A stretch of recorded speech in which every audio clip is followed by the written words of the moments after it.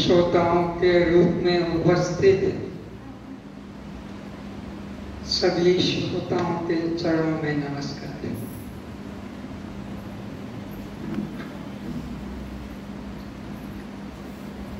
पहले शांति पाठ करेंगे, गुरु वंदना करेंगे, फिर विषय पर चर्चा करेंगे। गुरुर्ब्रह्मा गुरुर्विष्णु गुरुर्देवो महेश्वरः गुरु साक्षात् परं ब्रह्म तस्मै श्री गुरुवे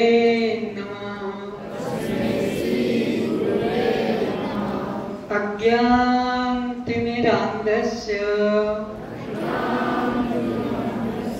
ज्ञानाञ्जनशलाकया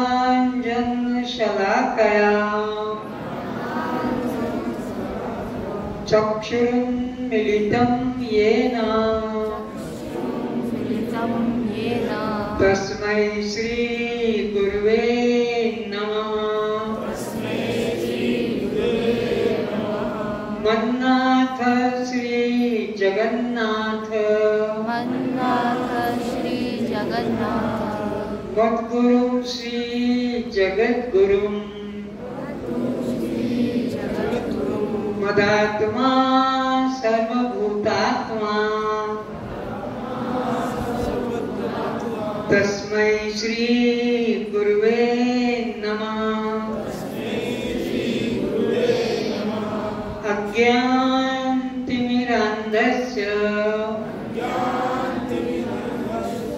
ज्ञानाञ्जनशलाकया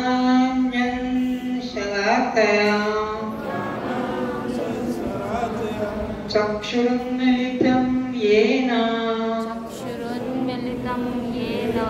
तस्मै श्री गुरुवे नमः। असतो मा सद्गमय तमसो मा ज्योतिर्गमय प्रत्युर्मा अमृतं गमय।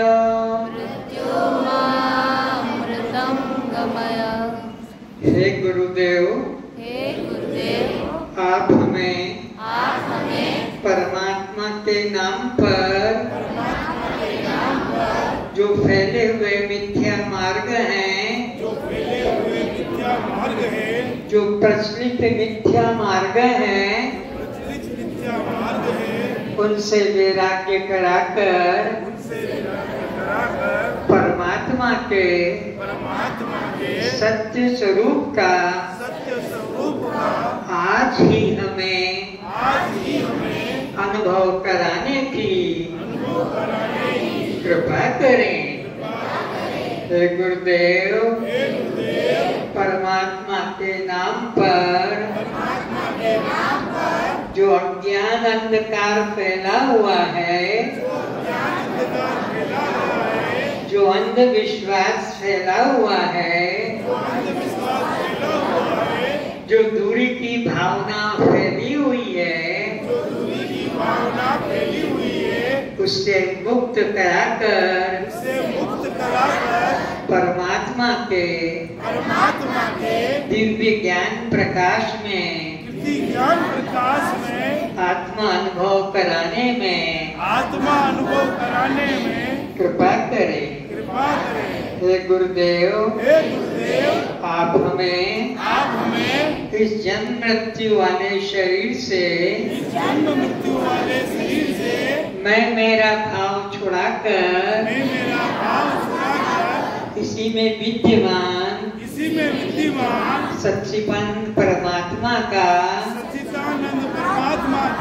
मैं रूप में सोहम रूप में अनुभव कराने की कृपा करें।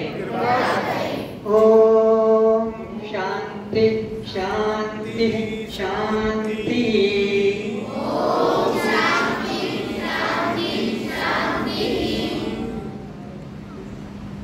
मैं जैसा कहूँगा सब ऐसे ही दोहराएंगे। जब मैं चलती हूँ परमात्मा ही मुझ में चलते हैं।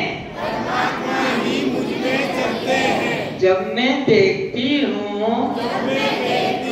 परमात्मा ही मुझ में देखते हैं। जब मैं सुनती हूँ परमात्मा ही मुझ में सुनते हैं। जब मैं बोलती हूँ परमात्मा ही मुझ में बोलते हैं। जब मैं सोचती हूँ परमात्मा ही मुझ में सोचते हैं। जब मैं खाती हूँ परमात्मा ही मुझ में खाते हैं। मैं अकेला मैं अकेली नहीं कुछ करता हूँ नहीं कुछ करती हूँ। जब मैं पीती हूँ परमात्मा ही मुझ में पीते हैं। जब मैं सोती हूँ परमात्मा ही मुझ में सोती हैं। मैं अकेला नहीं सोता हूँ। जब मैं उठता हूँ परमात्मा ही मुझ में उठते हैं। बिना परमात्मा के यह हमारा मुर्दा शरीर न उठ सकेगा। बिना परमात्मा के यह मुर्दा शरीर नहीं चल सकेगा। बिना परमात्मा के यह मुर्दा शरीर कभी नहीं देख सकेगा। बिना परमात्मा के यह मुर्दा शरीर कभी नहीं सुन सकेगा। बिना परमात्मा के ये हमारा मुर्दा शरीर कुछ भी नहीं कह सकेगा। बिना परमात्मा के यह हमारा मुर्दा शरीर कुछ भी नहीं खा सकेगा। कुछ भी नहीं पी सकेगा। न सो सकेगा। परमात्मा के बिना उठ भी नहीं सकेगा। हमारे सब काम परमात्मा ही संभालते हैं। बिना परमात्मा के हमारे मुर्दा शरीर से हमारे जड़ शरीर से किसी प्रकार की भी कोई भी क्रिया कभी नहीं हो सकेगी। जब मैं पूछूंगा अकस्तम तो आप उत्तर देंगे दृष्टा साक्षी आत्मा हम। कस्तम दृष्टा साक्षी आत्मा हम। फिर से कस्तम दृष्टा साक्षी आत्मा हम। कुछ कुछ गड़बड़ हो जाती है। दृष्टा साक्षी आत्मा हम अलग अलग शब्द हैं। कस्तम दृष्टा साक्षी आत्मा हम। अब मैं पूछूंगा जन्म मरण किसको तो बोलना शरीर को। मैं पूछूंगा भूख प्यास किसको आप बोलेंगे प्राण को। जब मैं पूछूंगा सुख दुख किसको आप बोलेंगे मन को। जब मैं पूछूंगा बंध मोक्ष किसको आप बोलेंगे जीव को। कोई घबराने की बात नहीं। अटपटा ना बोलो। जितना समझ में आए उतना बोलना। तो जन्म मरण किसका? शरीर का। जन्म मरण किसका? शरीर का। जन्म मरण किसका? शरीर का। अब दूसरा, भूख प्यास किसको? प्राण को। भूख प्यास किसको? प्राण को। भूख प्यास किसको? प्राण को। अब तीसरी बात, सुख दुख। सुख दुख किसको? मन को। सुख दुख किसको? मन को। सुख दुख किसको? मन को। अब चौथी बात, भूख प्यास हो गया। अब बंध मोक्ष। बंध मोक्ष किसको? जीव को। बंध मोक्ष किसको? जीव को।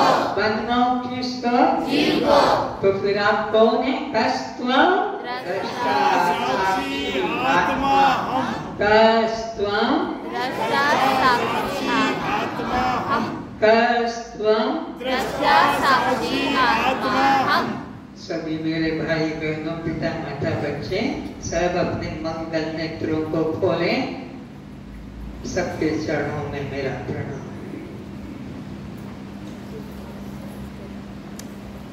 आप सब प्रेमी लोगों के दर्शन करके मन प्रसन्न हो रहा है, क्योंकि बिना मेरे पुण्य के आप जीवात्माओं के दर्शन नहीं हो सकते।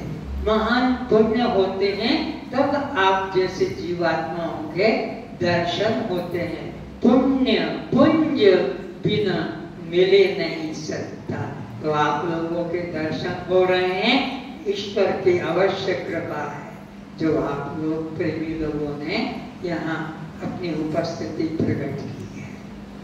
आज इस अखंड शांति साधना शिविर का प्रथम दिन है, जबकि इसके संबंध में पिछले शायद 7 दिनों से सुनते चले आ रहे होंगे। शहर में माइक अनाउंसमेंट के द्वारा, लिफलेट के माध्यम से, प्रेमी सज्जनों के माध्यम से सुना होगा, पर आज उसका आपके हमारे साक्षात्कार का प्रथम दिन है। तो आज हमें कुछ विचार करना है। अगर आपके सामने बर्फ और पानी रखा जाए तो आप पहचानेंगे कि नहीं? पहचानेंगे। बोलो। पहचानेंगे। आपके सामने आम और अनार रख दिया जाए तो पहचानेंगे कि नहीं? पहचानेंगे। नीम का फल और अंगूर रख दिया जाए तो पहचानेंगे कि नहीं? अंगूर को नीम कहेंगे? नहीं। नीम को अंगूर कहेंगे? नहीं। क्यों? आप जानते हैं। तो जिसे आप जानते हैं उसको पहचान लेते हैं, ठीक है कि नहीं? कोई गोरा हो और कोई काला हो, आप पहचानेंगे कि नहीं? पहचान सकेंगे। लड्डू हो और जलेबी हो, मुंह में पानी मत करना, हाँ जाते समय देंगे। तो लड्डू हो और जलेबी हो तो पहचानेंगे कि नहीं? पहचान लेंगे। तो हर एक की एक पहचान है। सफेद और काले की पहचान है, पीले और नीले की पहचान है, पर अनादि और अनंत की कोई पहचान, आदि अंत की कोई पहचान नहीं है। जड़ चेतन की कोई पहचान, दृश्य दृष्टा की पहचान, शव शिव की पहचान, अधिष्ठान अध्यक्ष की पहचान, स्वयं प्रकाश पर प्रकाश की पहचान, साकार निराकार की पहचान, सत्य और मिथ्या की पहचान, असत और अनित्य की पहचान, ये हमको कभी सिखाया? कहानी बहुत सुना दी, पुराण बहुत सुना दिए, उपनिषद बहुत सुना दिए, वेद बहुत सुना दिए, गीता रामायण भागवत सब सुना दिए, सारा जीवन हो गया सुनते सुनते कान बहरे हो गए। लेकिन सत्य क्या है और जड़ क्या है दृश्य क्या है, दृष्टा क्या है, आत्मा क्या है, अनात्मा क्या है, परमात्मा क्या है, अनात्मा क्या, ये तो हमको किसी ने बताया ही नहीं, समझाया ही नहीं। और बताया तो ऐसे ढंग से बताया कि हम समझ ही नहीं पाए। इस शिविर में आपकी समझ जागृत की जाएगी। इसमें आपको कोई कठिन बात समझाई नहीं जाएगी। और जिस परमात्मा के लिए मंदिरों में, तीर्थों में, पूजा गृहों में, ध्यान समाधि में जिस परमात्मा के लिए दौड़ रहे थे, भाग रहे थे, जा रहे थे, अब आपको न भगाया जाएगा, न दौड़ाया जाएगा, न दिखाया जाएगा, अनुभव कराया जाएगा। आपको अपने भोजन कर लिया, इसका किससे पूछेंगे? भोजन कर लिया, पेट भर गया, किसी से पूछना पड़ेगा कि अपने आप अनुभव करेंगे? हमारा पेट भर गया, किससे पूछेंगे? किसी से पूछने की जरूरत। तो परमात्मा अपने अंदर अनुभव में आएगा, उसके लिए कहीं जाने की, साधन करने की जरूरत नहीं रहेगी। न मैं आपको माला करना सिखाऊंगा, न आपको जप करना सिखाऊंगा, मैं आपको शरीर को कष्ट देना सिखाऊंगा, न आपको आंख बंद करके ध्यान में घुसाऊंगा, न आपकी श्वास को रोककर समाधि लगाए। कुछ प्रपंच करने के अंदर में आपको नहीं, क्योंकि ये तो सारा जीवन जीवन हो गया।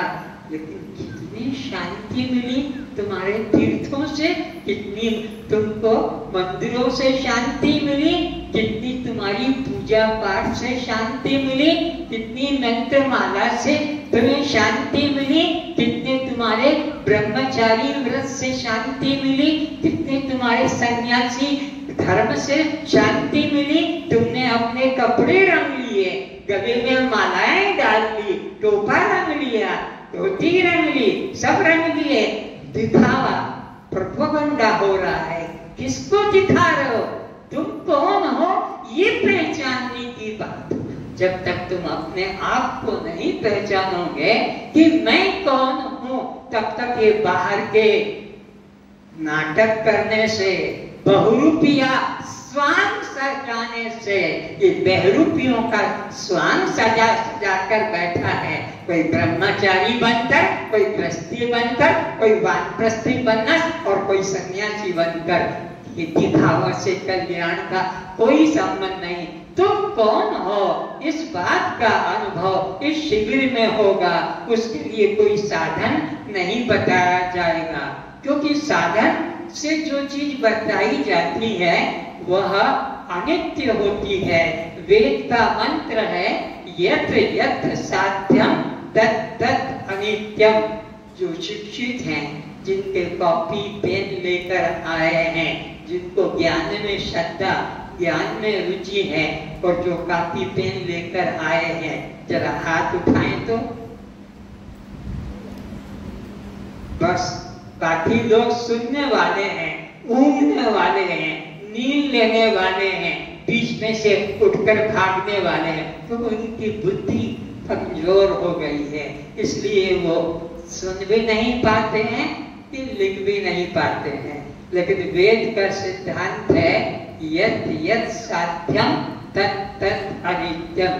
जो जो तुमको साधन करके चीज मिलती है, चाहे वो पेट भरने की वस्तु हो, कि तन ढकने की वस्तु हो, कि रहने का मकान हो, या कार, स्कूटर, मोटरसाइकिल हो, या कंप्यूटर हो, टाइपराइटर हो, या तुम्हारा गैस चूल्हा और तुम्हारे किचन के बर्तन, यत् यत् साध्यम तत् तत् अनित्यम। सब नाशवान है, सब नाशवान है।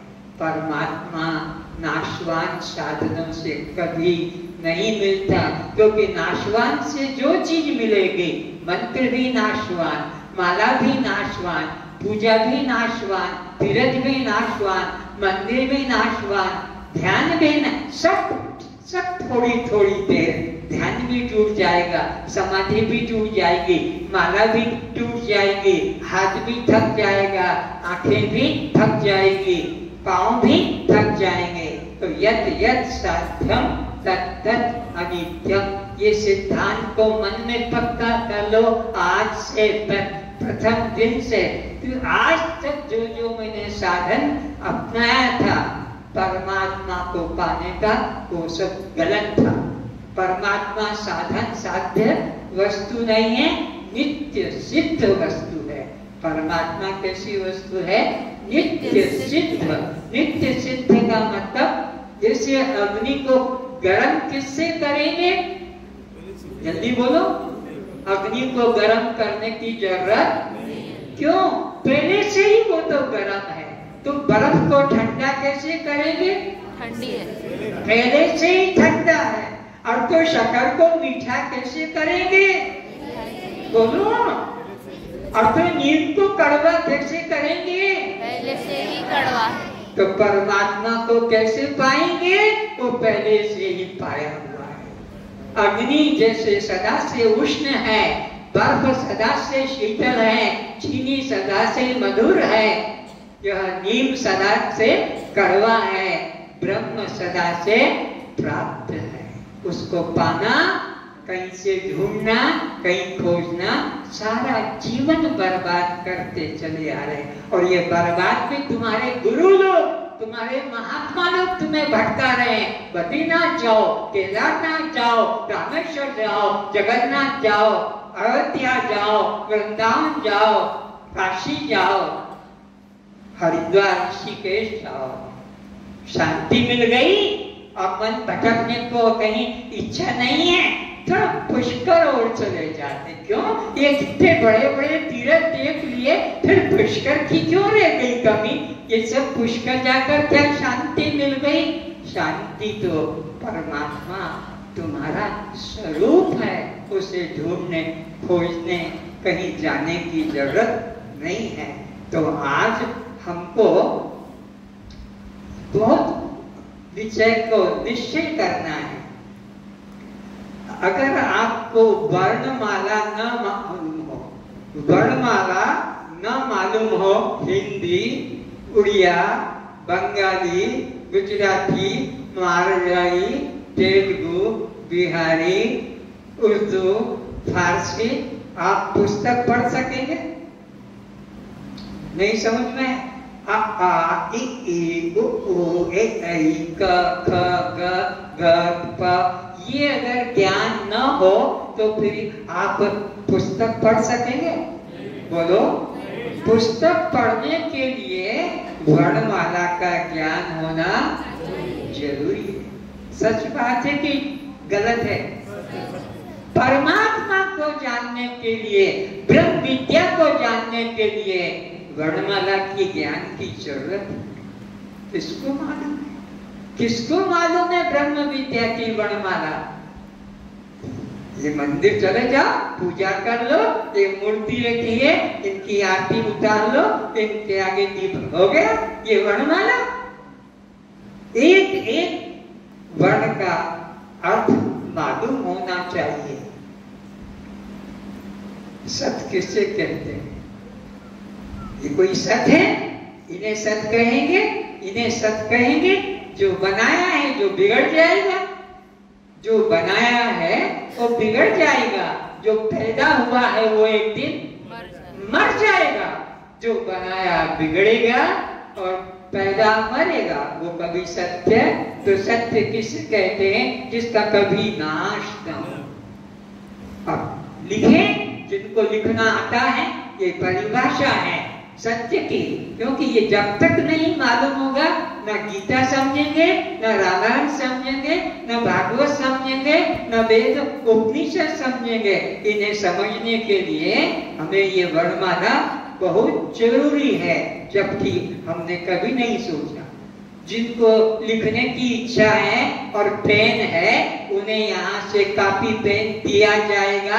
हाथ उठाकर बता दे, कोई है यहाँ पर? इन भाई लोगों को कॉपी पेन दे दो, जिससे कि ये नोट कर सके। क्योंकि ये अमृत परिभाषा फिर ढूंढने से बाहर मुश्किल पड़ जाएगा।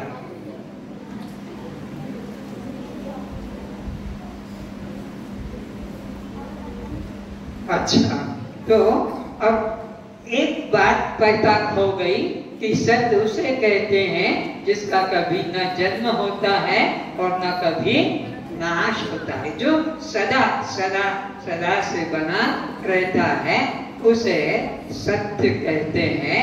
जैसे कि परमात्मा, परमात्मा का कभी जन्म और कभी मृत्यु, बोलो। तो जिसका जन्म होता है, जिसकी मृत्यु हो जाती है, वो कभी परमात्मा नहीं हो सकता।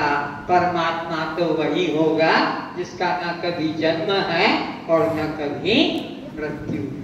ये गूढ़ बातें हैं, ये तुम्हें अंधकार से निकालेगी, ये तुम्हें भ्रांतियों से मुक्त कर देगी।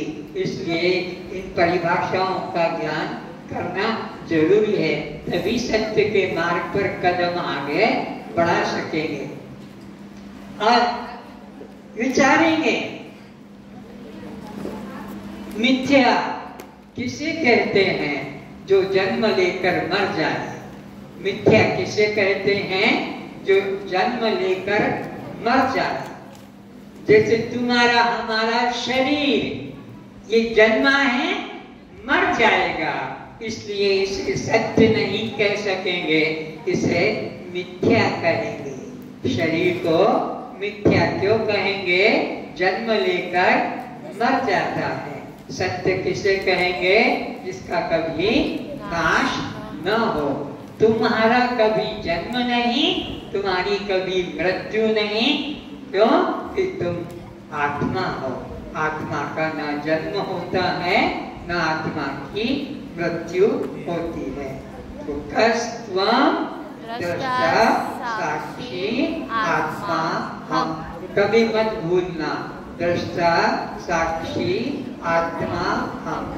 जो बच्चे लिखना जानते हैं वही कापी पेन संग्रह करें, जो लिखना नहीं जानते हैं वे कापी पेन का दुरुपयोग न करें। लिखना जानते हैं, चेक किया जाएगा आपकी कापी को कि क्या क्या लिखा है और क्या क्या नहीं लिखा है। ये परीक्षा होगी, यहाँ प्रमाण पत्र मिलेगा। तुमने कभी सत्संग में ये नहीं सुना होगा, यहाँ पर परीक्षा होगी, परीक्षा में पेपर आएगा और आपको पेपर देना होगा, उसका रिजल्ट खुलेगा, उसका फिर आपको प्रमाण पत्र मिलेगा। क्यों? ये विद्या है, विद्या की पढ़ाई विद्या के ढंग से होगी। जैसे स्कूल कॉलेजों की विद्या आप अपने ढंग से पढ़ते हैं, टीचर होते हैं, पुस्तकें होती है, क्लासें होती है, इसी प्रकार का यह अखंड वेदांत शिविर होगा। तो अब लिखें, जड़ किसे कहते हैं? जो अपने को न जाने और दूसरे को भी न जाने उसे जड़ कहते हैं। जो अपने को भी न जाने और दूसरे को भी न जाने उसे क्या कहते हैं? जड़। तो जड़ किसे कहते हैं? जो अपने को भी न जाने और दूसरे को भी न जाने उसे जड़ कहते हैं। जैसे यह मूर्ति, ये मूर्ति जड़ है कि चेतन है? इससे पूछो, हु आर यू? तुम कौन हो? बोलो ना, बोलो ना, ये बोलेगा, बोलो जड़ है, ये बोलेगा, बोलेगा तुम कौन हो, तुम कौन हो, तो उत्तर निकलेगा जड़ है।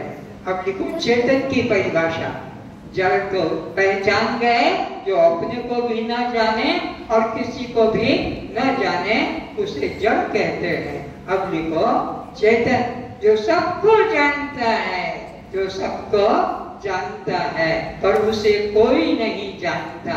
जो सबको जानता है पर उसे कोई नहीं जानता उसे चैतन्य कहते हैं, उसे चैतन्य कहते हैं। जो सबको जानता है उसे कोई नहीं जानता उसे चैतन्य आत्मा कहते हैं। और वो कौन है? वह मैं स्वयं हूँ, वह मैं स्वयं हूँ। तो मैं चैतन्य आत्मा हूँ, मैं चैतन्य आत्मा हूँ। मेरा शरीर जड़ है, मेरा शरीर जड़ है, मैं जड़ शरीर नहीं, मैं चैतन्य आत्मा हूँ। अब लिखो शव किसे कहते हैं? शव जिसका प्राण निकल गया है, मुर्दे को, निष्प्राण को शव कहते हैं। मुर्दे को प्राण निकल गया शव कहते हैं। तो फिर शिव किसे कहते हैं?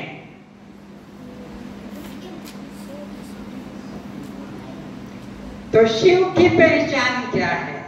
क्या इसको शिव कह सकोगे? शिव की पहचान है जो चेतन होता है उसको शिव कहते हैं, और जो चेतन नहीं, प्राण निकल गए, उसको क्या कहेंगे? शव कहेंगे। परमात्मा की पहचान क्या है? सप्राण, सक्रिय, सजीव, सजीव, सक्रिय, सप्राण। शिव की पहचान सजीव होता है, सक्रिय होता है, सप्राण होता है, उसको शिव कहते हैं। सजीव, सप्राण, सक्रिय तत्व को शिव कहते हैं। सजीव, सप्राण, सक्रिय तत्व को शिव कहते हैं। लेकिन उल्टा शव किसको कहते हैं? निर्जीव, निष्प्राण, निष्क्रिय। निर्जीव, निष्प्राण, निष्क्रिय, मुर्दा, उसमें कोई क्रिया, उसमें प्राण, उसमें कोई शक्ति, तो निर्जीव, निष्क्रिय, निष्प्राण, तीन चीजें मुर्दे की पहचान। निर्जीव, निष्प्राण और निष्क्रिय। हिलता डुलता, चलता बोलता, खाता पीता मुर्दा करेगा? बोलो नहीं, क्योंकि प्राण नहीं, क्रिया नहीं, तो मुर्दा। लेकिन मैं कौन हूँ? शिव रूप हूँ, सजीव हूँ, सप्राण हूँ, और हाथ पैर शरीर क्रिया, तो मैं शिव आत्मा हूँ, और मेरा शरीर शव है। मैं तो शिव हूँ, शरीर शव है, इसमें कोई क्रिया, इसीलिए लोग जला देते, इसीलिए लोग जला देते हैं। अब लिखो पर प्रकाश। पर प्रकाश जो दूसरों को,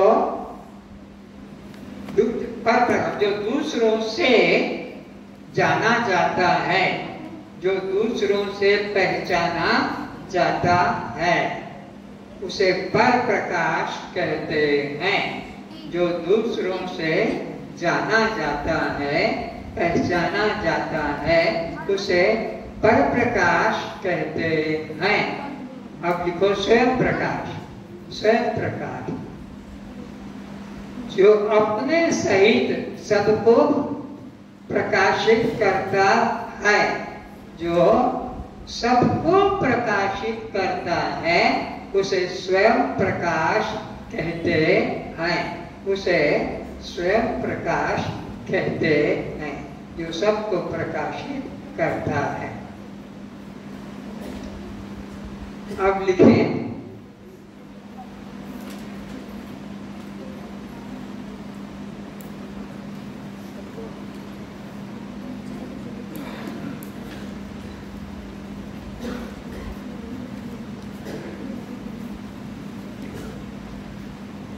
कुछ असुविधा तो नहीं हो रही है?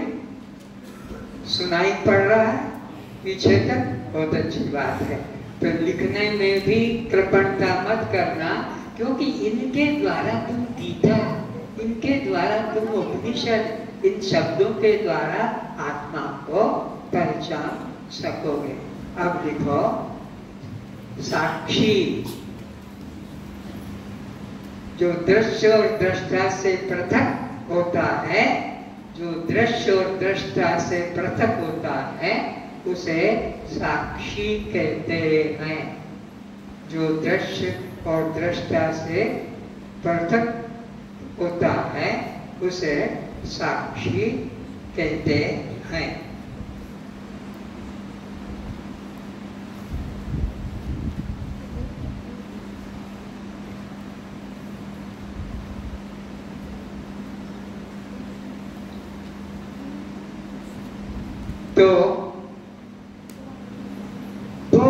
बहुत जन्मों के भूतने के फल से यह आपको मानव जीवन प्राप्त हुआ है।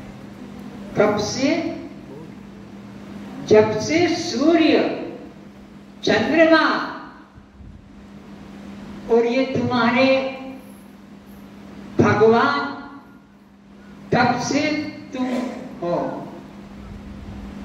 तुम कोई नए व्यक्ति नहीं हो। तुम तो अपने को 50 साल, 60 साल, 10 साल, 15 साल, 20 साल, 30 साल, 80 साल, 90 साल, अरे अरे गलत हो गया, धोखा हो गया, ये तो तुमने उसकी बात बता दी जो कपड़ा पहना है। ये जो कपड़े की उम्र बता दी कि 80 साल, 90 साल, 50 साल, कपड़ा वासांसी जीर्णानि, गीता के 2 अध्याय के 22 श्लोक में कहा है, जैसे पुराने कपड़े बदलकर नया कपड़ा धारण करते हैं, ऐसे ये जीवात्मा पुराने शरीर का त्याग करके नए शरीर का धारण करता है। तो शरीर तो एक पुराना वस्त्र है, तुम तो इसको पहनने वाले हो। तुम कितने पुराने हो, ये शरीर जल जाएगा, दूसरा शरीर मिल जाएगा, वो जल जाएगा, तीसरा मिल जाएगा। अरे राम का शरीर भी चला जाता है, कृष्ण का शरीर भी चला जाता है, पर तुम्हारा जाना आना रुकता नहीं। तुम तब से चले आ रहे हो।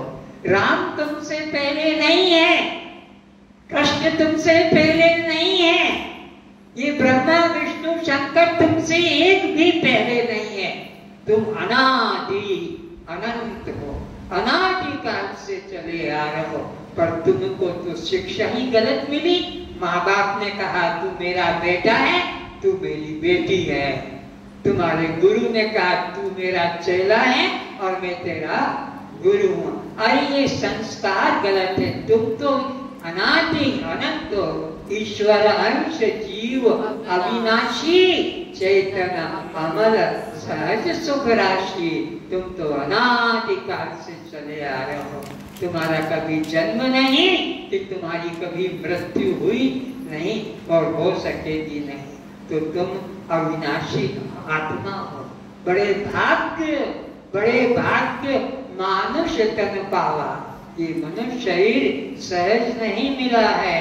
बहुत बहुत बहुत बहुत अनंत अनंत जन्मों के दुख भोगने के बाद कबहु करी करुणा निर्दयी दया करके उस करुणा सागर दीन बंधु भक्त वत्सल परमात्मा ने यह मानव जीवन प्रदान किया है कि जा, अब जाग जा, कब तक सोता रहेगा। उठ जाग मुसाफिर, भोर भई अब रे कहाँ जो सोवत है। और जो सोवत है सो खोवत है, जो जागत है सो पावत है। उठ जाग। तो उस दयालु परमात्मा ने अनंत अनंत जन्मों के कष्ट भोगने के बाद तुमने साधारण नहीं, अनंत अनंत जन्म में कष्ट भोगे हैं। किस किस तरह से, वो भी संख्या जान लो। 9 लाख प्रकार के जल में रहने वाले जीव हैं। कितने लाख? 9 लाख जल में। मछली, मगर, कछुआ, जलहस्ती, ये सब 9 लाख प्रकार के। सोचो क्या तुम्हारे जीवन की रक्षा थी?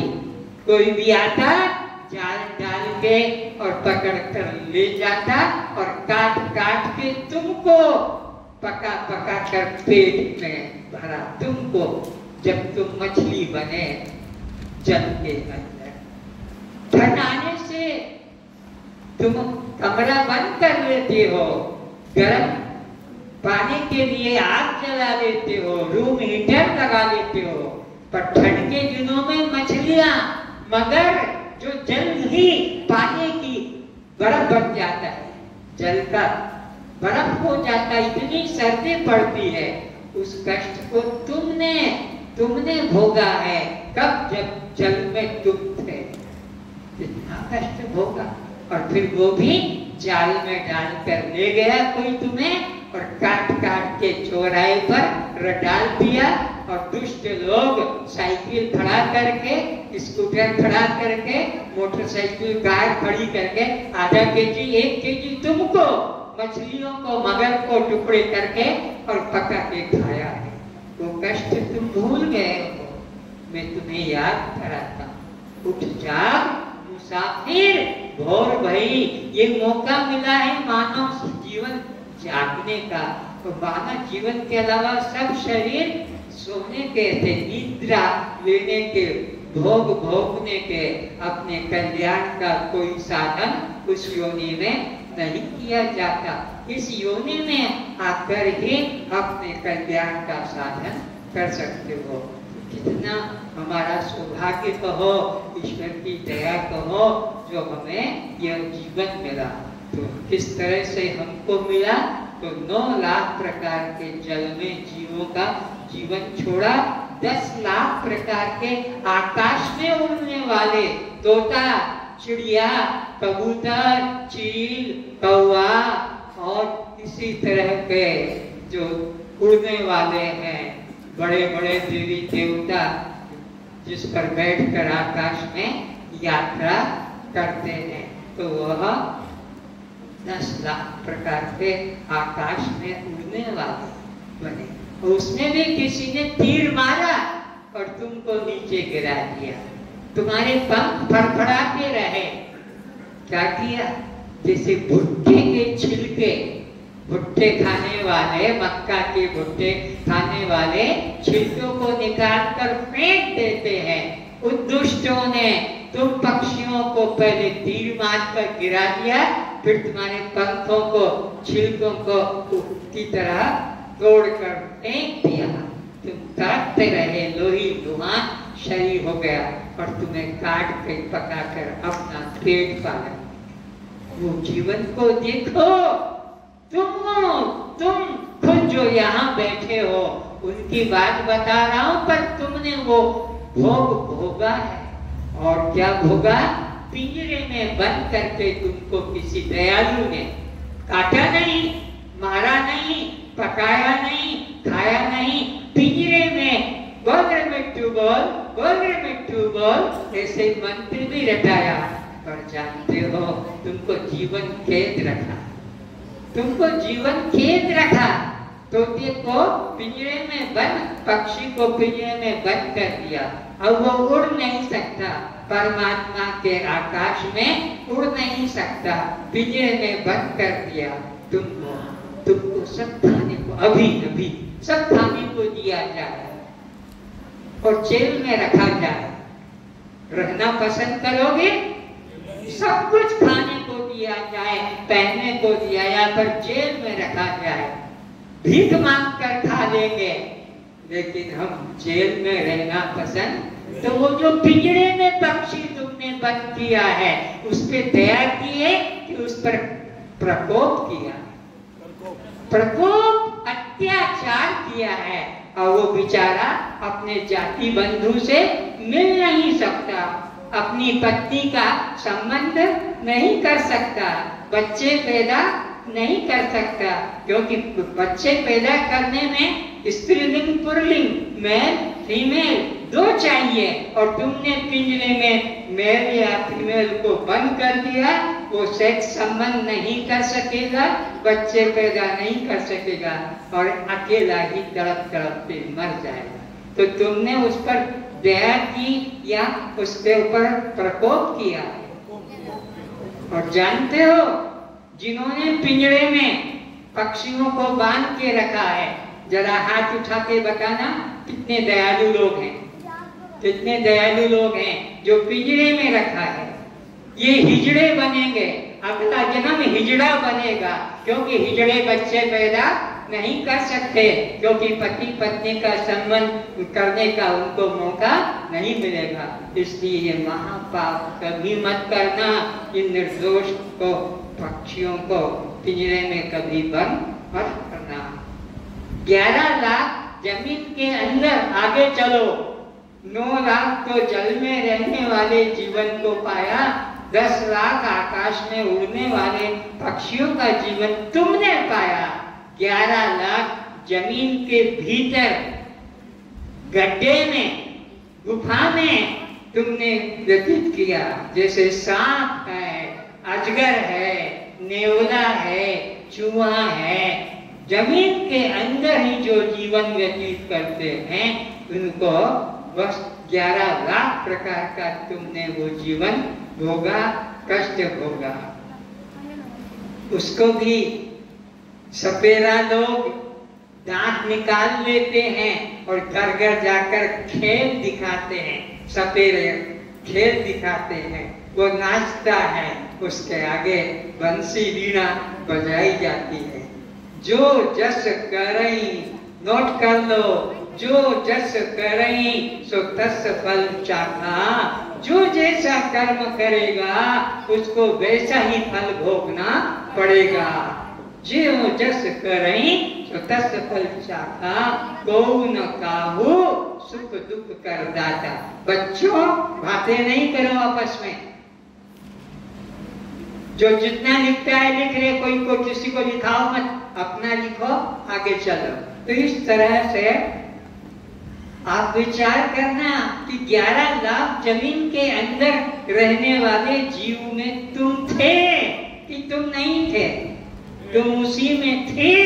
अब आगे चलो, 20 लाख जमीन से पैदा होने वाले स्थावर जंगम योनियों में तुमने जीवन व्यतीत किया। 20 लाख जमीन से निकलने वाले, चाहे वो आपके हीरे जवाहरात हो या सोना चांदी हो या लोहा हो या लकड़ी पेड़ पौधे हो या वनस्पति हो या फल हो, ये सब 20 लाख प्रकार की योनियां हैं जिनको तुम भोगते हो।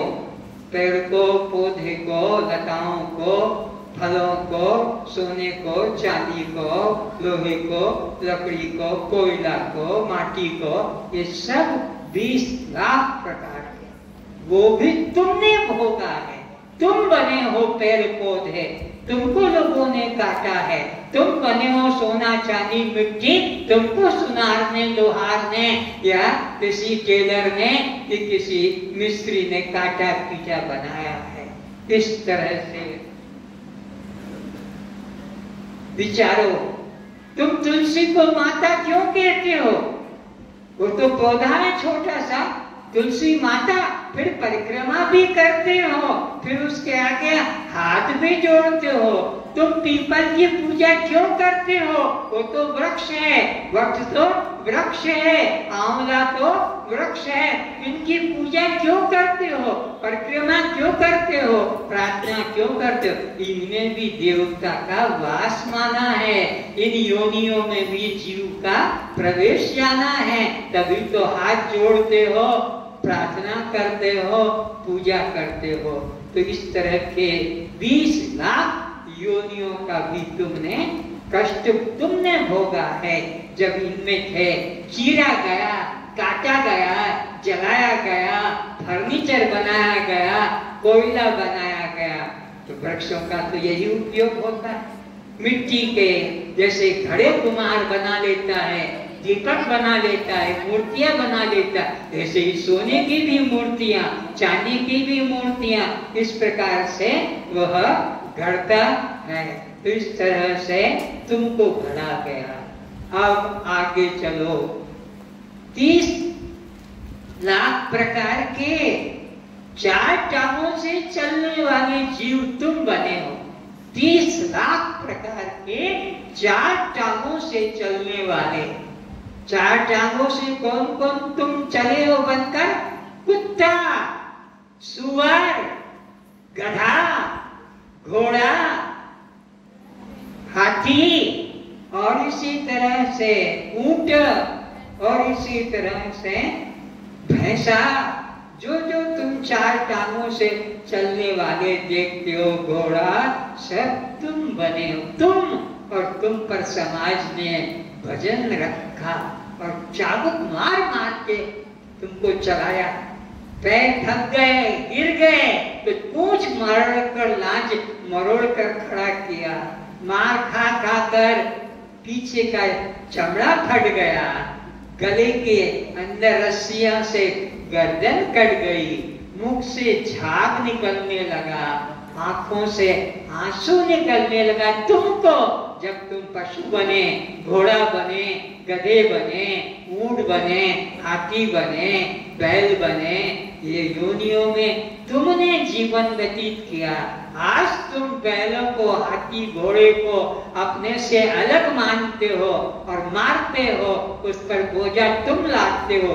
तुम जब ये घोड़ा, हाथी, गधा, ऊंट बने तब तुम्हारे साथ समाज वालों ने यही दुर्व्यवहार किया है। तो जो जस करी सो तस फल चाखा, को न काहो सुख दुख करदाता, निज कृत कर्म सुभोग सब भ्राता। अपने किए कर्मों का अब आगे की बात करते हैं। इन चार टांगों वालों का तो देख लिया किस तरह से इनकी दुर्दशा हो रही है। गाय के बच्चे का दूध पीना मुख से छीन लेते हैं। वो गाय का बच्चा वो स्तन का पान करता है, छीन लेते हैं और गाय के बच्चे को एक तरफ बांध देते हैं और वो तड़प रहा है अपनी मां के स्तनों का पान करने के लिए। पूरी गर्दन घुट रही है, खींच रहा है, गाय को भी बांध रखा है, गाय की गर्दन भी खींच रही है और गाय की टांगों को भी बांध दिया है। किस लिए टांगे बांधा? कि वह मैं जो चुर्र चुर्र चुर्र दूध की बाल्टी में दूध निकालूंगा, वो कोई टांग हिला देगी तो मेरा वो दूध, तेरा बाप का है वो दूध, बोले मेरा दूध गिर जाएगा। देखो वो बच्चे का दूध था, बच्चे के पीने का अधिकार था, उसको पेट भर को नहीं पीने दिया, उसको तो थोड़ा सा मुख गीला कराकर और बांध दिया और दूध निकाल लिया ताकि अब मैं रबड़ी बनाऊंगा, मैं खीर बनाऊंगा, पेड़ा बर्फी बनाऊंगा, मैं घी बनाऊंगा, मक्खन बनाऊंगा, मलाई निकालूंगा और एक गिलास और दूध ले आओ। बच्चे को छोड़ देते हैं, बच्चा दूध पीने लगता है सर मार मार कर, तो लोग कहते हैं गाय ने अपने बच्चे के लिए दूध चुरा लिया होगा, फिर से बांधो और फिर निकालो, एक गिलास दूध मिलेगा। अरे गाय ने बच्चे के लिए दूध चुराया कि तू चुरा रहा? कौन चुरा रहा है दूध? बच्चे के लिए तो दूध बना था पेट में, बच्चा नहीं हुआ था तब तक गाय दूध नहीं देती है, बच्चा होने के बाद गाय दूध देती है और इस दूध को चुराने वाला चोर मालिक कहता है कि गाय ने बच्चे के लिए दूध चुराया होगा, इसलिए बच्चे को फिर खींचकर बांधकर और एक गिलास दूध निकालते हैं। चाय पीना ये गाय का रक्त पीना है, ये दूध पीना गाय का रक्त पीना है, यह मलाई, रबड़ी, घी, मक्खन खाना ये गाय का रक्त मांस खाना है। इसको कौन समझेगा और किसने आज तक तुमको इसकी ओर इशारा किया? ये दूध तुम्हारे लिए नहीं है, दूध उसके बच्चे के लिए है और बच्चा होने के बाद ही गाय दूध देती है। बच्चा होने के पहले गाय दूध, क्योंकि वो बच्चे के लिए बनता है ना कि मालिक के लिए बनता है। तो इस तरह से दूध और दूध के बनी वस्तुओं को उपयोग करने वाला कभी धार्मिक नहीं हो सकता। जो यहाँ बैठे हैं, जो अपने को बड़ा ज्ञानी मानते हैं, 10 साल हो गया, 20 साल हो गया, मैं तो स्वामी जी का क्लास कर चुका हूँ, लेकिन चाय में तो लटक रहा है, अभी तो रबड़ी खीर में, ये तो खीर पूरी खा के आ रहा हूँ। वो मर गया था बाप उसका, उसके साथ के दिन बढ़िया खीर पूरी बना, पेट भर के खाया। तो गाय का रक्त पीना है, गाय का मांस खाना है, चाहे दूध पियो कि चाय पियो कि आप घी खाओ कि घी से बने पदार्थ, लड्डू पेड़ा पर भी जलेबी खाओ, ये आपके लिए उचित नहीं, पाप रूप है। इसलिए दया धर्म का मूल है। पाप मूल अभिमान, तुलसी दया न छोड़िए जब लग घट में प्राण। जब तक तुम्हारा जीवन है, जब तक तुम जिंदा हो, अपना दुख समझते हो, ऐसा ही दूसरों का भी दुख समझो। जिसने अपना दुख नहीं समझा वह दूसरे का दुख कैसे समझेगा? पर अपना दुख तो सब समझते हैं। इसलिए किसी प्राणी को दुख देने की चेष्टा मत करना। तो तुम लोग देवी देवताओं की उपासना करते हो, क्या मांगते हो उससे? सुख संपत्ति घर आवे, कष्ट मिटे तन का। यह पाप रूप प्रार्थना है। इससे किसी का कल्याण होने वाला क्या मांगना? सुख संपत्ति, धन मिले, पुत्र मिले, मकान मिले, खेती मिले, नौकरी मिले, कार बंगला मिले, बस यही तो है। ये सब नाशवान पदार्थ हैं और सब तुम्हें 84 में भटकाने वाले हैं। इन पदार्थों को पाने के लिए तुमने बहुत प्रकार के चोरी की है, बेईमानी की है, किसी की फाइल को रोका है, किसी के ऊपर चार्ज लगाया है, वकील बनकर, डॉक्टर बनकर तुमने दूसरों को सताया है, ठगा है, कोई न कोई झूठी बीमारी बताकर, झूठा केस लड़कर और तुमसे पैसा छीना जाता है। इतना देना होगा तो तुम्हारा केस आगे बढ़ेगा, नहीं तो केस तुम्हारा यहीं रुक जाएगा। इस तरह से जो धन संग्रह किया जाता है ये केवल पाप की कमाई है। इसलिए अपने जीवन में परमात्मा को पाना है, इसके लिए आपको किसी ज्ञानी गुरु की शरण में जाना होगा। जब तक किसी ज्ञानी गुरु की शरण में नहीं जाएंगे तब तक वो इन पाप कर्मों से जीव कभी बच नहीं पाएगा, छूट नहीं पाएगा। इसलिए इस जीव को अपने सब तरफ से मन हटाकर और इस वेद के ज्ञान को पाना है।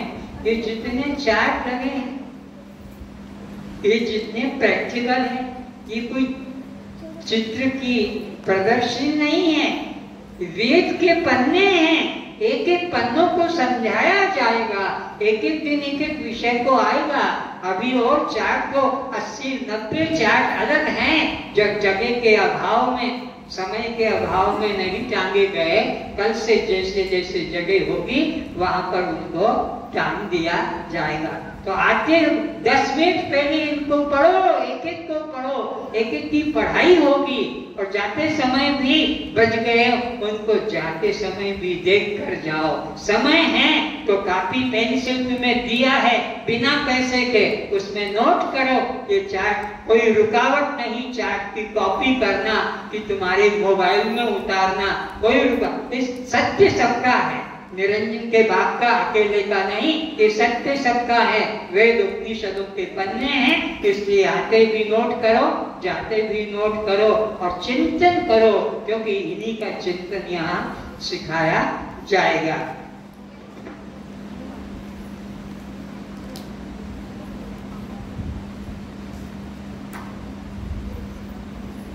तो विचार करेंगे इस शरीर में क्या है। तुम्हारी करोड़ों की संपत्ति बाहर है और तुम्हारे अकेले शरीर में या तो 2 केजी नमक होगा तुम्हारे शरीर में, तुम्हारे शरीर में 1 केजी चीनी होगी, शक्कर 1 केजी, तुम्हारे शरीर में 2 साबुन की बट्टियां बनेगी, इतनी चर्बी होगी। तुम्हारे शरीर के अंदर 3-3 इंच की 6 कीले बनेगी, इतना लोहा होगा तुम्हारे शरीर के अंदर, इतनी प्रकार की चीजें होंगी। पशु के शरीर का तो चमड़ा काम आ जाएगा, जूते बन जाएंगे, अकेचे बन जाएगी, जिंदे की या मुर्दे की, लेकिन तुम्हारे शरीर का ना अटैची बनेगा, ना मुर्दा का जूता बनेगा, ना कोई वस्तु बनेगी तुम्हारे शरीर में। और क्या है, विचारो, किसका गर्व करते हो, किसका घमंड करते हो? क्रीम लगा रहे हो, स्नो लगा रहे हो, परफ्यूम फुर कर रहे हो, लिपस्टिक रंग रहे हो, हेयर डाई कर रहे हो, नेल पॉलिश कर रहे हो, कपड़ों को अलग अलग सुरमा सितारे लगवा कर डिजाइन के पहन रहे हो, पर तुम्हारे शरीर की वैल्यू तो देखो, प्राण निकल गए तो बस ये 2 केजी चीनी और अपना नमक और साबुन और इसी तरह के ये लोग चीजें, जिनका बाजार में कीमत करो तो मुश्किल से 150 रुपये में ये सब सामान आ जाएगा। 2 केजी नमक भी आ जाएगा, 1 केजी अपना, सस्ते जमाने की बात है, अभी में महंगा जमाना है तो ज्यादा लगता है। तो अपने विचार करो कि मेरा शरीर किस तरह से है। अब हम विचार करने जा रहे हैं, इस फल को देखें, ये झाड़ के ऊपर लटक रहा था, इसको क्या कहते हैं आपकी भाषा में? नारियल। पेड़ कहते हैं, कोई इसको कुछ और कहता है। देख लिया ना इसका आकार को। अब अगर तुम्हारी नाक में से इसको निकालने को कहे, सहज होगा कि मृत्यु हो जाएगी? नाक में से अगर इसको निकालने को कहा जाए तो मर जाएगा, संभव है। ये गर्भ में बच्चा जब था, माँ के पेट में जब निकला, तब ये कि उस माँ की अवस्था क्या होगी? जो छोटा सा मूत्र द्वार था, इतना सा, उसमें से जब इसको निकाला जाएगा तो उस माँ की मृत्यु की अवस्था हो जाती है।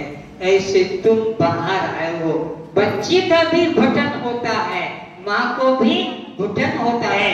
इसलिए कहा रामायण में, जन्मत मरत दूसरा दुख होई, असहनीय वेदना होती है जब गर्भ से निकलते हो बाहर, और जब फिर मरोगे तब दोनों समय में असहनीय वेदना होती है।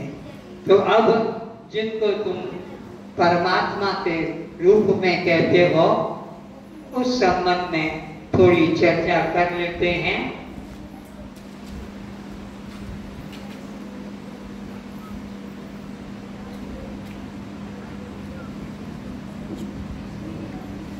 ये इधर खड़े हैं और ये इधर खड़े हैं, बस।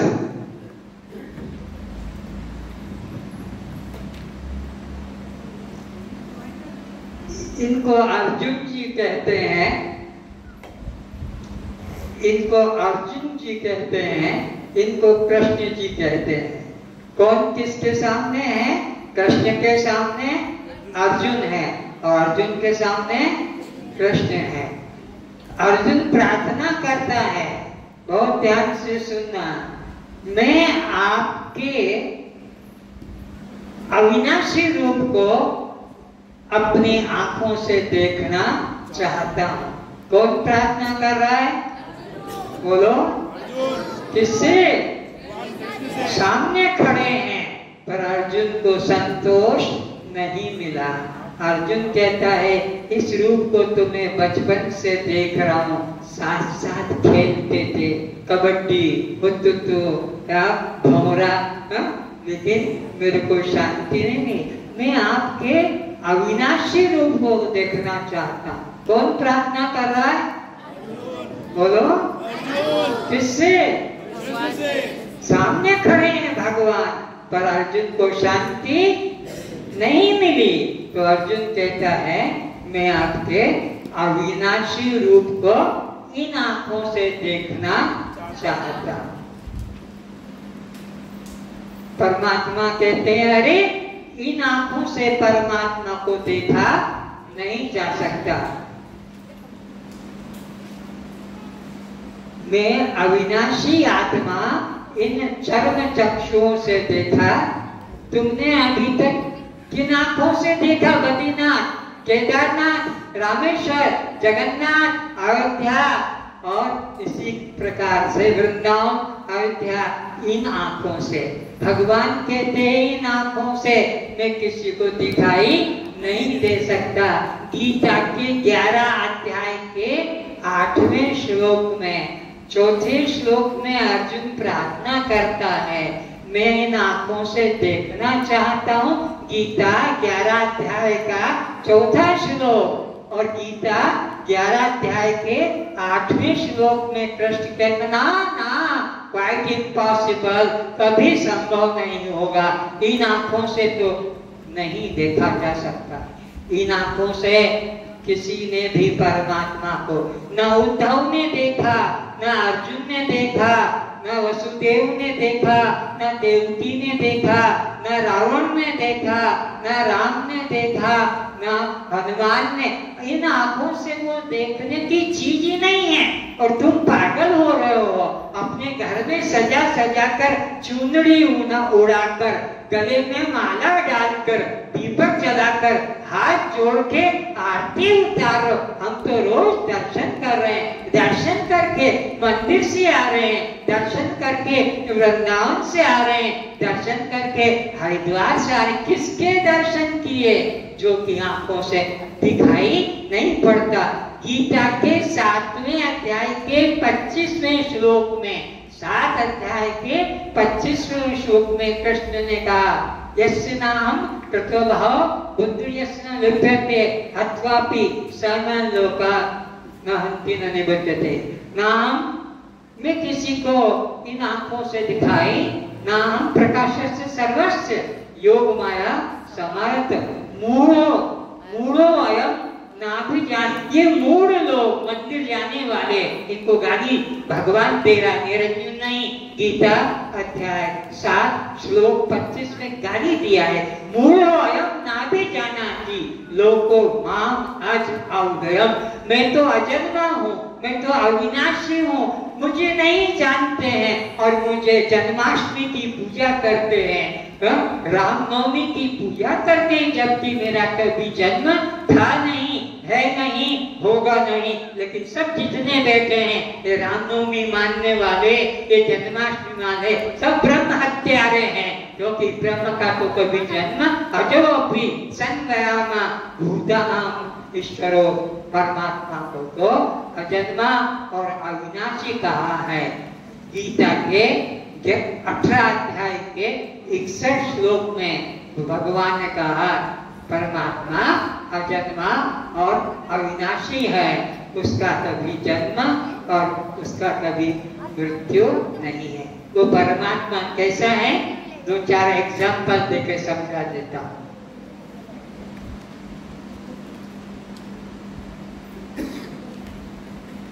क्या देख रहे हो?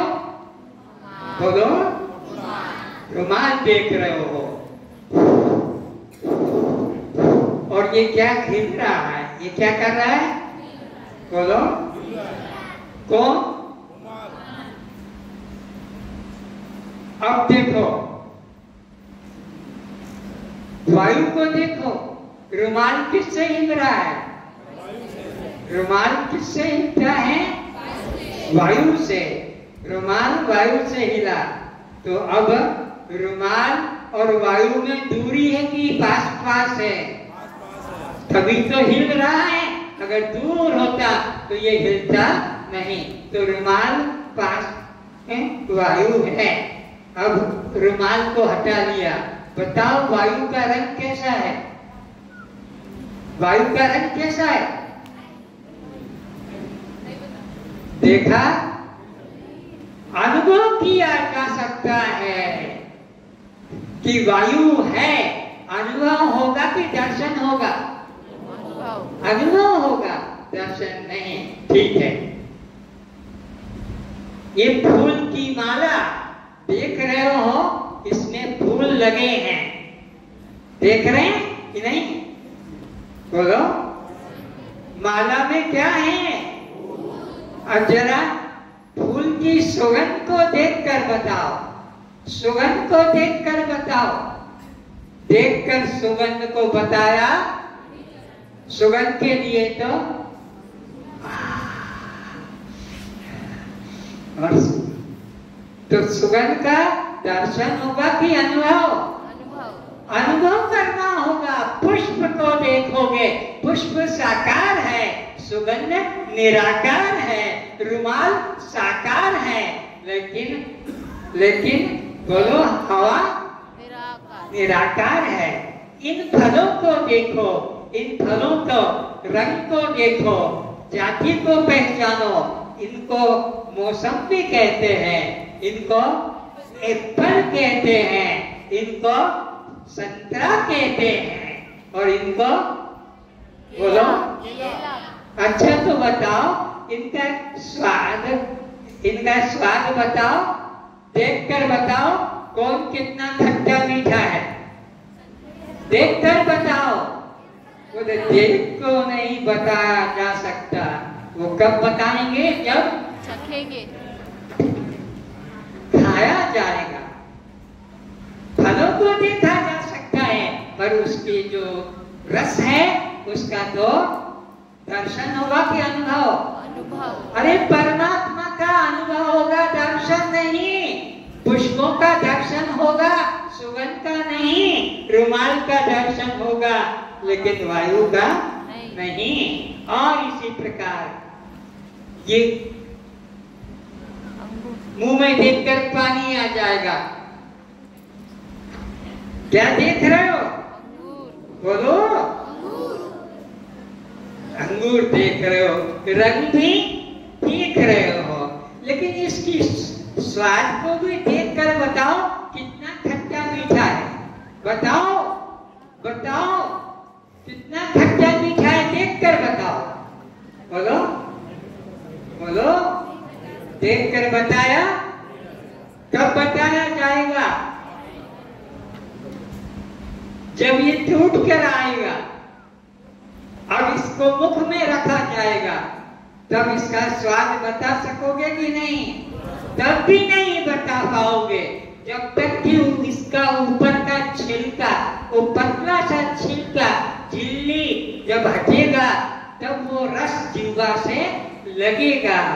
तो जब तक आवरण है, तब तक परमात्मा का अनुभव, ये देह आवरण है, छिलके की तरह, एक कतली की तरह। इसका स्वाद अनुभव कर पाओगे कि स्वाद देख के बता पाओगे? बोलो। अनुभव करेंगे, वो ऐसे अनुभव भी नहीं आएगा। उसके लिए तो जैसे इसे ऐसे ऐसे ऐसे करके वैसे स्वाद कर छो, बहुत मजेदार है, मीठा है। कैसे? स्वाद अनुभव की वस्तु है, परमात्मा दर्शन की वस्तु है कि अनुभव की? लेकिन सारी दुनिया पागल हो रही है। मैंने वो दर्शन किया, विष्णु का, शंकर का, राम का, राधा का। अरे किसका? ये माया का दर्शन है। नाम रूप सब ईश उपाधि, ये तो उपाधि है। तुम्हारा नाम रूप उपाधि है, लेकिन तुम इससे अलग हो। तो परमात्मा व्यक्ति नहीं, परमात्मा शक्ति है। अब इसी प्रकार एक और एग्जाम्पल बताता हूँ। शक्ति का दर्शन होता है, अनुभव नहीं। मेरे पास में दो पत्थर हैं, इनको मैं आपके कोई व्यक्ति आए और इनको मिलाकर बता देगा। ये जैसे दो पत्थरों को ऐसे मिला दिया है, ऐसे कोई आकर यहाँ बता दे, मिला दे इन पत्थरों को, उसको धन्यवाद दिया जाएगा। कौन आकर खड़ा हो जाए और इन दोनों पत्थरों को मिला दे? जल्दी से आ जाओ, कोई भी, हाँ हिम्मत वाला, और इसको पकड़ो। ठीक है, इसको पकड़ो, उधर मुंह करके सबके सामने पहले अलग अलग करो, अलग अलग दिखाओ। अब मिला दो, दोनों को मिलाओ।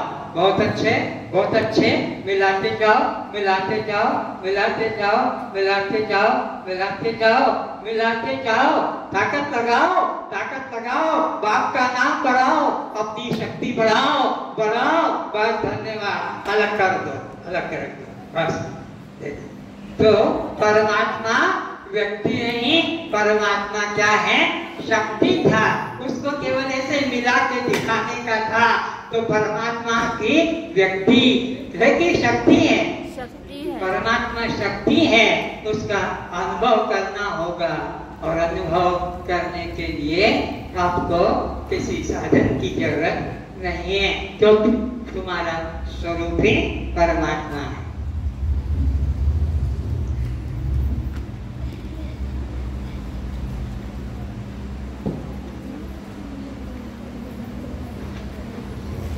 अब बहुत महत्वपूर्ण बात समझो। तीन चीज जगत में है, नोट करो, तीन चीजें जगत में है जिनको तुम रा, री और रे, रा, री और रे के नाम से पुकारते हो। जगत में कितनी चीजें हैं बोलो? कौन कौन सी? एक तो रा नाम से, एक री नाम से और एक रे नाम से। इनको संसार कहा जाता है। भगवान कृष्ण ने गीता के 16 अध्याय के 21 श्लोक में अर्जुन को नरक के द्वार बताए। ए अर्जुन, ये रा और ये री और ये रे, ये काम, ये क्रोध और ये लोभ नरक के द्वार है। गीता अध्याय 16 श्लोक 21 में भगवान कृष्ण ने इन तीनों का नरक का द्वार कहा है। तो विचार करना है कि जब तक तुम्हारा किसी रा में मन जुड़ा है, किसी री में मन जुड़ा है और किसी रे में, तब तक तुम जन्म मरण के चक्र से मुक्त नहीं हो सकोगे। भगवान श्री कृष्ण का वचन वेद वचन है, उनका कभी तिरस्कार नहीं किया जा सकता। तो तुमने अपने शुद्ध मैं को, अपने शुद्ध चेतन को किन किन राह में जोड़ रखा है? जैसे मैं एक दो बोल देता हूं ताकि आप बोल लें। मेरा मकान, तो मैं को किस में जोड़ दिया? मकान में। मेरा घर किसमें जोड़ दिया? मेरे घर में। मेरा बेटा, मैं को किसमें जोड़ दिया? बोलो बेटे। ऐसे ही और बोलो, तुम अपनी बुद्धि लगाओ। अन्न खाते हो तो बुद्धि लगाओ, किन किनों में तुमने मेरा पना जोड़ के बैठे हो? बोलो। मेरा पति, मेरा पति, और इसी प्रकार मेरा पिता, मेरा ससुर, मेरा ऑफिसर, मेरा जूता, मेरा कुत्ता, इन सब में तुमने मैं को घुसा के रखा है। शुद्ध मैं को गंदा कर दिया, पवित्र मैं को अपवित्र बना दिया,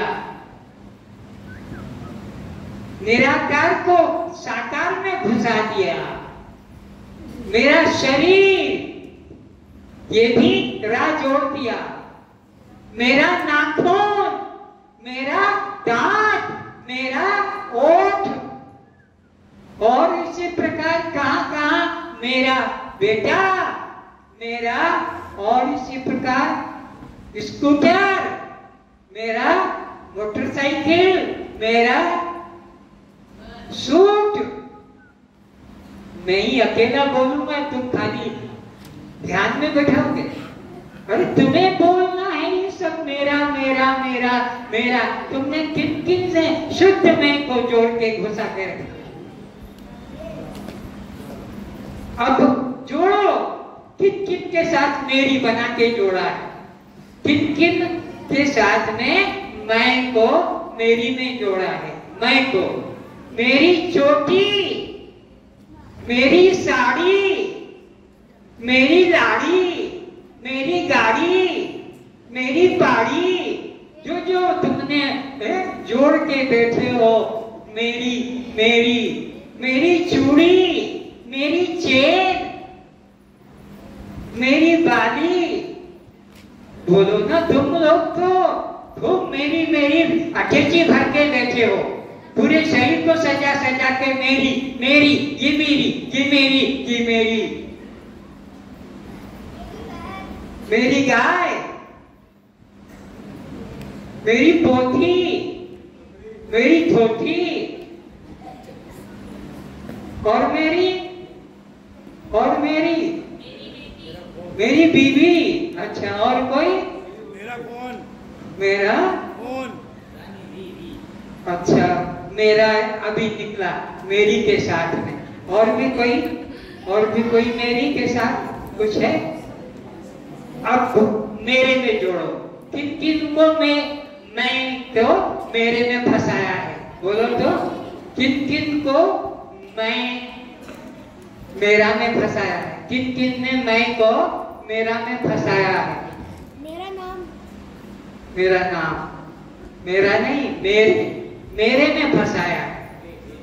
मेरे पिता, मेरे ससुर, मेरे दादा, मेरे नाना, मेरे काका, मेरे पापा, और किस किस में मेरे बनाया?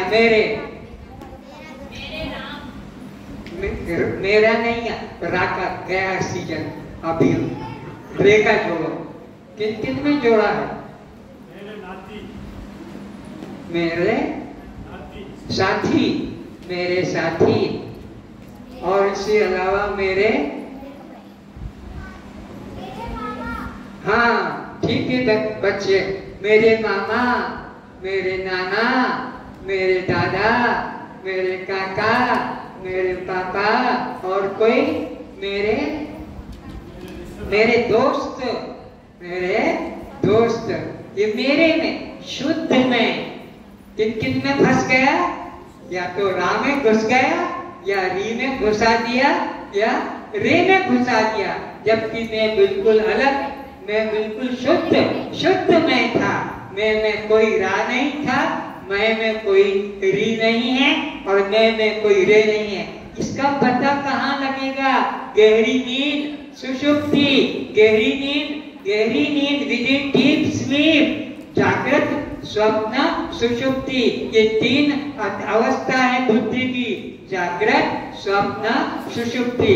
जागृत में मेरा मेरी है, स्वप्न में भी मेरा मेरी है, पर सुषुप्ति में कोई मेरा, कोई मेरी, कोई भी मेरे, सुषुप्ति में कोई मेरा, कोई मेरी, और कोई मेरे नहीं। वहाँ केवल मैं हूँ, केवल मैं हूँ। सुषुप्ति में मैं शुद्ध में हूँ, वहाँ किसी के साथ अहंकार नहीं जुड़ता। कोई एक पदार्थ भी वहाँ पर नहीं मिलेगा जिसमें यह जोड़ा जाएगा। तो निश्चय करो, मैं कस्त्वं दृष्टा साक्षी आत्मा हम, कस्त्वं दृष्टा साक्षी आत्मा हम। अच्छा, अब हम लोग आज के विषय को यही विश्राम देते हैं। कुछ बच्चे भी आए हैं, उनको भी मुंह में कुछ पानी आ रहा है कि जरूर प्रसाद को मिलेगा, क्योंकि सत्संग में आए हैं तो बिना प्रसाद के पूरा नहीं होता है। तो जाते समय उन बच्चों को, और बच जाए तो बच्चों के बाप को भी बच जाए, तो बच्चों को तो देना ही है, और बच्चों के बाप को भी बचेगा तो देंगे। प्रार्थना जरूर करें। सर्वे भवन्तु सुखिनः, सर्वे सन्तु निरामयाः, सर्वे भद्राणि पश्यन्तु, मा कश्चित् दुःखात् भवेत्, सब सुखी रहें। मन में विचार भी करना है कि हमारे द्वारा किसी को दुख कष्ट, सब सुखी रहें, सब निरोग रहें, सब सभी में एक परमात्मा देखे, इसलिए हमारे द्वारा मन वचन कर्म से किसी भी जीव को कष्ट न पहुँचाए, दुख न देवे, हत्या न करे, मांस मछली कभी न खावे, मांस मछली कभी न किसी को खिलावे, किसी को दुख न दे, सबका कल्याण हो, सब प्रसन्न रहे, सबको इसी क्लास में परमात्मा का दर्शन अनुभव रूप में हो सकेगा। सभी को इसी क्लास में मुक्ति का अनुभव हो सके, ऐसी हम सबकी आपसे प्रार्थना है। ओम शांति शांति शांति।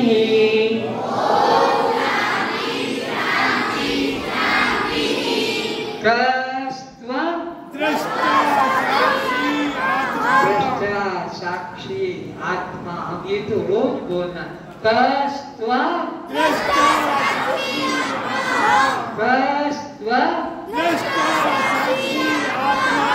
आप जड़ हैं, चेतन है, जड़ हैं, दृश्य है, दृश्य है, अनात्मा है, अनात्मा है, शव है, शव है, स्वयं प्रकाश है।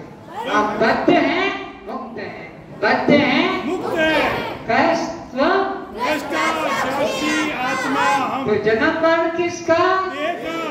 जन्म मरण किसका? शरीर का। भूख प्यास किसको? प्राण को। भूख प्यास किसको? प्राण को। सुख दुख किसको? सुख दुख किसको? बंध मोक्ष किसको? जीव को। बंध मोक्ष किसको? जीव को। दृष्टा साक्षी आत्मा। अब बहुत अंतिम बात जाते जाते आज ही करने का है, क्योंकि कल का कोई भरोसा, श्वास कल रहेगी इसकी कोई गारंटी। युधिष्ठिर दान दाता था और दान देता था, जो ब्राह्मण आता था दान देता था। एक ब्राह्मण आखिरी में आया, उसको कहा कि अब तुम कल आना, कल तुमको दूंगा। तो उसका जो भाई था भीम, वो खुशी में कूदने लगा, ढोल बजाने लगा। तो पूछा भाई ने, युधिष्ठिर ने, कि तुम ये नाच गान किस लिए कर रहे हो? बोले मेरे भाई ने कल मौत को जीत लिया है, जो बोलता कल आना, कल दूंगा। उसको भीम की बात को चोट लगी कि वास्तव में मैंने इस ब्राह्मण को कल के लिए बोला, आजा आजा ले जा। तो कल का कोई भरोसा किसी को नहीं है। सच कह रहा हूँ, बाप की कसम खा के, वैसे बाप मर गया है फिर भी कसम खा देता हूँ कि परमात्मा जो है तुम्हारा कब प्राण ले लेगा कोई भरोसा नहीं। भरोसा श्वास का, आगे मौत खड़ी, गुरु कृपा से ऐसी जान पड़ी। तो तुम्हारा मुख्य बात, जिस जिससे लड़ाई है, जिस जिससे शत्रुता है, जिस जिससे तुम्हारा वैर भाव है, जिस जिससे भी, उससे आज अभी रास्ते में धर हो तो क्षमा ले लेना। दूर है तो कल सुबह जाके क्षमा ले लेना, ले लेना। दूर है तो, लेकिन पास में है तो रास्ते से क्षमा मांग लो कि भाई मेरी गलती हो गई, मैंने तुमको भूल से अपमानित कर दिया, तुम्हारी निंदा कर दी, मुझे माफ कर दो।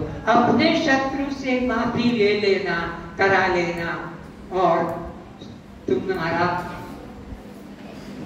पता नहीं कि वो कल मैं जा सकूंगा कि नहीं जा सकूंगा, क्योंकि रात को ही प्राण निकल जाए। तो भगवान से कहना, हे प्रभु अगर तू कल का मुझे जीवन देगा तो मैं दीन दुखियों की मदद करूंगा। हे प्रभु ध्यान से सुनो, तुम्हारी करने वाली साधना, मैं नहीं कहूंगा माला करना, मैं नहीं कहूंगा पूजा करना, मैं नहीं कहूंगा आंखें बंद करके ध्यान समाधि लगाना, ये पागलपन की बातें मैं नहीं कहूंगा।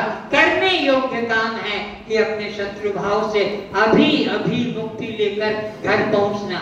और अगर अभी टाइम ना मिलता हो तो उसको फिर भगवान से प्रार्थना करना कि अगर प्रभु तू मुझे कल का जीवन, है बच्चों पागलपन मत करो, अगर तू मुझे कल का जीवन देगा तो मैं कुछ लोक कल्याण के कर्म करूंगा, लोक कल्याण के कर्म करूंगा। ऐसा भगवान से प्रार्थना करना और सो जाना। और सचमुच में रात को तुम्हारे प्राण भगवान ने नहीं लिए। अरे मेरे को भगवान ने जिंदा छोड़ दिया, मेरी प्रार्थना स्वीकार कर दी, तो मैंने कहा था कि मैं लोक कल्याण के कर्म, तो मुझे किसी दीन दुखियों को रक्त दान दूं, वस्त्र दान दूं, अन्न दान दूं, फल दान दूं, बीच में दूंगा, जरूर दूंगा और काम के दिन निकल जाऊं। सूर्य देवता को भी धन्यवाद देना कि हे सूर्य देवता, जैसा तेरा प्रकाश सब पर है, मेरा प्रकाश, मेरी मनोभावना सब पर एक परमात्मा की रहे। सिया राममय सब जग जानी और करम प्रणाम, करम प्रणाम जोड़ पानी, हाथ जोड़ के मैं नमस्कार करूं। ऐसा नहीं राम राम हाथ जोड़कर, सब में राम भगवान है तो हाथ जोड़े बिना कैसे तुम भगवान को प्रणाम करोगे।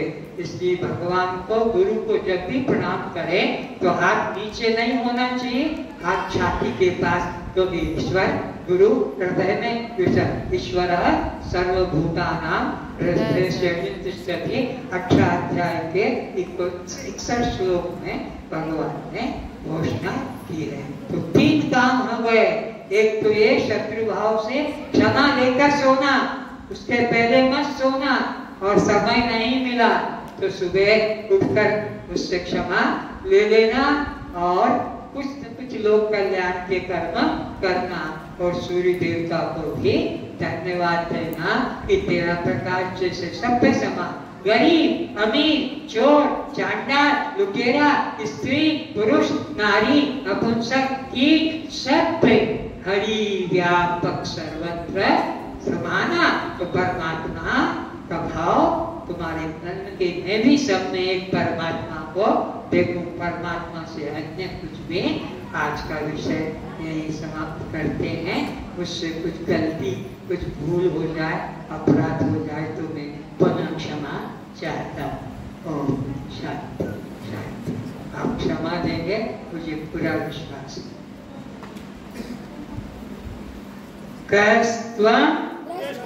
साक्षी आत्मा